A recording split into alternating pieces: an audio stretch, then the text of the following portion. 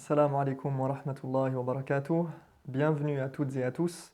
Je suis ravi de vous retrouver pour un nouveau hadith du prophète sallallahu alayhi wa sallam concernant le jeûne. Aujourd'hui, j'ai choisi pour vous le hadith de Jabir ibn Abdillah radiyallahu anhu qui va nous raconter une histoire qui s'est produite avec le prophète sallallahu alayhi wa sallam en plein voyage. Alors, restez avec nous. Je vous en dis un tout petit peu plus dans quelques instants. À tout de suite. لباس التقى خير الملابس كلها وأبهى لباسا في الوجود وأجمل. C'est donc notre 8e hadith, c'est le hadith de Jabir. عن جابر بن عبد الله رضي الله عنهما قال كان رسول الله صلى الله عليه وسلم في سفر فرأى زحاما ورجلا قد ظلل عليه فقال ما هذا؟ قالوا صائم قال ليس من البر الصوم في السفر. Le noble compagnon Jabir ibn Abdillah radiyallahu anhu raconte qu'un jour le prophète sallallahu alayhi wa sallam, alors qu'il était en voyage avec ses compagnons, il vit un attroupement autour d'un homme qui semblait être épuisé, au point que les gens étaient obligés de lui faire de l'ombre. Alors, étonné, il demanda « Que se passe-t-il » et on lui rétorqua simplement « Il est en train de jeûner ». Alors il dit sa fameuse phrase « Laysa min al-bir as-sawmu fi safar » Il ne convient pas de jeûner alors qu'on est en voyage. Ce n'est pas un acte de bien que de jeûner lorsqu'on est en voyage. Alors vous vous en doutez, ce hadith, il va susciter de nombreuses questions et de nombreux débats chez les savants. Et notamment parce qu'il soulève la question du jeûne lorsqu'on est en voyage. Pris dans son sens le plus littéral, il exprime l'idée que ce n'est pas une bonne chose, que ce n'est pas un acte de bien que de jeûner lorsqu'on est en voyage. Et c'est ce qui a fait dire aux juristes, aux fuqaha les plus littéralistes, qu'on appelle al-zahiriya, qu'il était interdit de jeûner alors qu'on est en voyage, même s'il s'agit du mois de Ramadan. Pour d'autres, cependant, comme l'imam Ahmad et al-Awza'i, cela signifie juste qu'il est préférable de reporter son jeûne à plus tard et de ne pas jeûner en voyage. Cependant, pour la majorité des savants, il faut prendre le hadith dans son contexte. Quel est-il ? Le prophète sallallahu alayhi wa sallam est en voyage et il semblerait que c'était lors d'une bataille. Il fait très chaud, les conditions sont très difficiles et il trouve un homme en très mauvais état. Et quand il interroge à son sujet, qu'est-ce qu'on lui dit ? On lui dit il est en train de jeûner. C'est dans ce contexte-là qu'il faut comprendre le hadith. Ils disent donc jeûner en voyage n'est pas une bonne chose, mais seulement lorsque c'est quelqu'un qui en éprouve une difficulté. Lorsque quelqu'un se trouve dans une difficulté en voyage et pour qui c'est difficile de jeûner, eh bien là, ce n'est pas une bonne chose et on lui dira « Laysa min al-bir as-siyamu fi safar ». Mais pour celui qui est en voyage et qui n'est pas trop affecté, eh bien dans ce cas, il est même préférable de jeûner. Alors voilà pour ce qui concerne la partie juridique de notre hadith. Venons-en maintenant au sujet qui va m'intéresser aujourd'hui, c'est l'idée qu'un acte de bien, si important soit-il, et fût-il de l'importance du jeûne du mois de Ramadan, n'est pas toujours le bienvenu. Même l'adoration, aussi importante soit-elle comme le jeûne, peut être malvenue. Une adoration du Seigneur des mondes, une adoration d'Allah subhanahu wa ta'ala, elle peut être malvenue ? Eh bien oui, effectivement.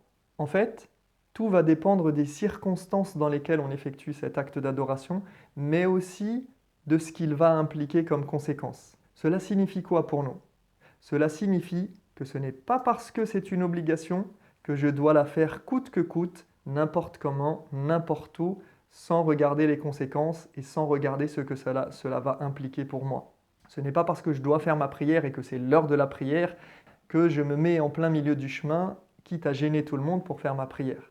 Une adoration peut être malvenue pour ce qu'elle implique comme conséquence. Si elle engendre un mal et qu'elle te met dans une position difficile, qu'elle te rend malade par exemple, eh bien alors on te dira « Laysa min al-bir as-siyamu fi safar ». Il ne convient pas de jeûner alors qu'on est en voyage. Ce n'est pas un acte de bien, ce n'est pas un zèle qui est bien placé, au contraire. Bien sûr, ça ne veut pas dire déroger à ses obligations.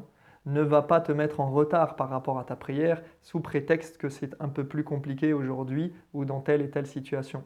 Non, tu fais ce que tu dois faire en temps et en heure et dans la mesure du possible, mais pas n'importe comment et pas n'importe où. D'ailleurs, il faut savoir qu'une adoration peut même devenir interdite parfois, comme le fait de jeûner pour une femme alors qu'elle a ses menstrues, ou encore de prier dans les toilettes, ou pendant les heures où il est interdit de prier, par exemple.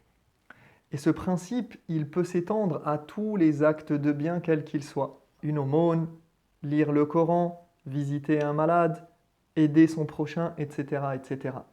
Imaginons par exemple quelqu'un d'extrêmement généreux, touché par l'histoire d'un nécessiteux, par une situation difficile, par un projet de bienfaisance. Dans son zèle et son désir de bien faire et de faire le bien, il décide de donner tout son argent de son vivant, ou de faire don de la majeure de ses biens après sa mort, par exemple, à un orphelinat. C'est une bonne action, n'est-ce pas? Sauf qu'en faisant cet acte, il laisse sa famille sans le sou. Il les laisse sur la paille durant son vivant, ou bien après sa mort, il les prive de leur droit à l'héritage et peut-être que sa famille sera sans ressources et qu'elle aurait bien besoin de cet héritage. C'est pourquoi le prophète sallallahu alayhi wa sallam a dit à Sa'd ibn Abi Waqqas, alors qu'il était malade et qu'il avait l'impression de voir la mort arriver, et qu'il a dit au prophète sallallahu alayhi wa sallam, est-ce que je peux laisser un peu d'argent pour ma fille, mais donner les 2 tiers de mes biens en aumône, fi sabilillah? Et le prophète sallallahu alayhi wa sallam lui a dit, le tiers, et encore, c'est déjà beaucoup. Le tiers de ton argent, c'est déjà trop. Ath-thuluth wa thuluthu kathir. Le tiers et le tiers, c'est déjà beaucoup. Il vaut mieux, écoutez bien, il dit, il vaut mieux que tu laisses ta progéniture à l'aise et riche que de les laisser sans le sou, obligés d'aller quémander auprès des gens. Voilà la leçon que nous devons retenir. Laysa min al-bir as-siyamu fi safar. Il n'est pas bon et il ne convient pas de jeûner en voyage lorsque c'est trop difficile. Ce n'est pas parce que c'est une chose qui est bien dans son essence, que c'est un acte de bien et même une adoration, qu'elle mérite d'être faite à n'importe quel moment. Il y a des moments où il faudra éviter de faire cet acte-là, cet acte d'adoration, fût-il aussi prestigieux que le jeûne de Ramadan. Le prophète sallallahu alayhi wa sallam a blâmé cette personne d'avoir fait le jeûne alors que c'était le jeûne de Ramadan. Et Dieu sait combien cette adoration est importante et a de la valeur. Et pourtant, eh bien, le prophète sallallahu alayhi wa sallam lui a dit, ce n'est pas un acte de bien. À ce moment-là précis, c'est quelque chose que tu aurais dû éviter. Et c'est une leçon à retenir pour aujourd'hui et pour l'avenir. Sur ce, je vous dis à très bientôt pour de nouvelles sagesses et de nouvelles explications autour d'un hadith merveilleux du prophète sallallahu alayhi wa sallam. Assalamu alaikum wa rahmatullahi wa barakatuh. فما أحسن التقوى وأهدى سبيلها بها ينفع الإنسان ما كان يعمل